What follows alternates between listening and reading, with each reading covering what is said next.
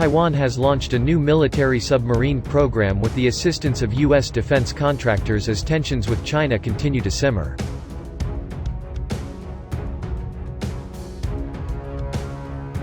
This week, Taiwan's President Tsai Ing-Wen said she was proud to launch its Made in Taiwan submarine program.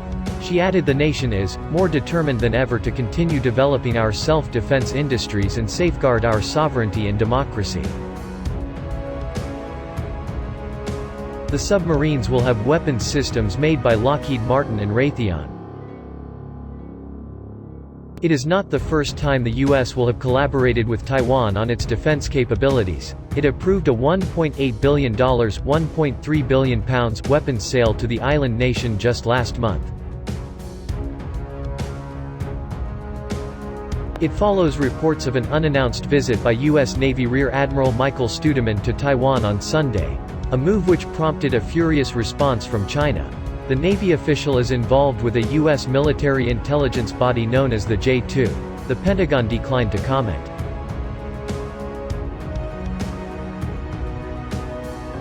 China's Foreign Ministry spokesperson Zhao Lijian warned Beijing would make legitimate and necessary responses, following Rear Admiral Studeman's alleged visit.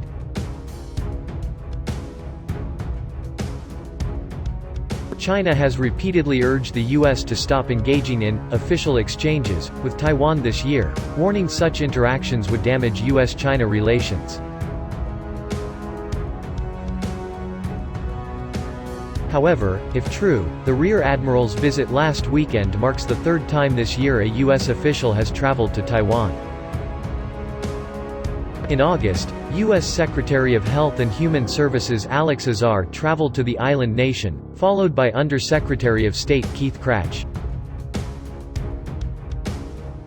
Both times, Beijing officials warned the U.S. the visits could threaten peace and stability in the Taiwan Strait. There are also plans for the U.S. to send Andrew Wheeler, head of the U.S. Environmental Protection Agency, to Taiwan in early December. China sees Taiwan as a breakaway province, though Taiwanese officials say their nation is sovereign. Indeed, Beijing has warned that U.S. visits to Taiwan could send wrong signals to Taiwan independence elements. This week, China's state-linked Global Times news outlet issued even sharper words. It warned, the Chinese mainland's military drills are no longer merely a warning, but a combat exercise. All these have produced actual deterrence. Neither the U.S. nor Taiwan can afford to take it lightly. It acknowledged that China's People's Liberation Army planes had crossed over the median line of the Taiwan Strait multiple times this year. Taiwan's Ministry of National Defense reported on the PLA flights entering Taiwan's Air Defense Identification Zone, or ADIZ, incidents which have become near daily. Most recently, it reported, one PLA Y-8ASW aircraft entered Taiwan's southwest ADIZ on November 25 and illustrated a flight path.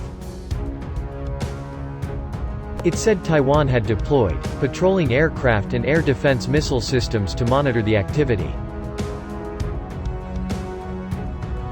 Meanwhile, Taiwan has warned China not to underestimate the state's desire to remain an independent country despite China's repeated threats. This week an official from Taiwan insisted the state is ready to protect itself against any attack or threat from China. The mayor of the Taiwanese town, Kaohsiung, Chen Kai-mei also warned any further threats from the Chinese Communist Party will cause further hatred towards Beijing. Amid an increase in military presence due to the arms deal with the U.S., the Taiwanese official also warned Beijing not to test the state's defense. Chen said, "China must understand Taiwan's determination for national security and self-defense, so don't underestimate us." His comments come after China's Taiwan Affairs Office admitted the existence of a blacklist of Taiwanese secessionists.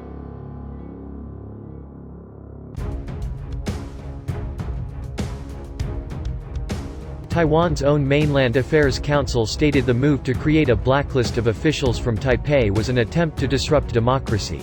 The council said, China's malign behavior not only fails to strike the slightest bit of fear in Taiwan's citizens, but it also adds to the hatred of the authoritarian Communist Party's ignorant bullying. The rhetoric surrounding Taiwan and China has increased to unprecedented levels this year. In two of the most high-profile trips by U.S. officials, Health Secretary Alex Azar and Undersecretary for Economic Growth, Keith Krach visited Taiwan. Both visits were welcomed by aggressive military drills conducted by China across the Strait of Taiwan. In October, the U.S. agreed to a $1.8 billion (£1.3 billion) arms deal with Taiwan despite threats from China. Although the two states do not have formal diplomatic ties, the two countries signed the Taiwan Relations Act in 1979.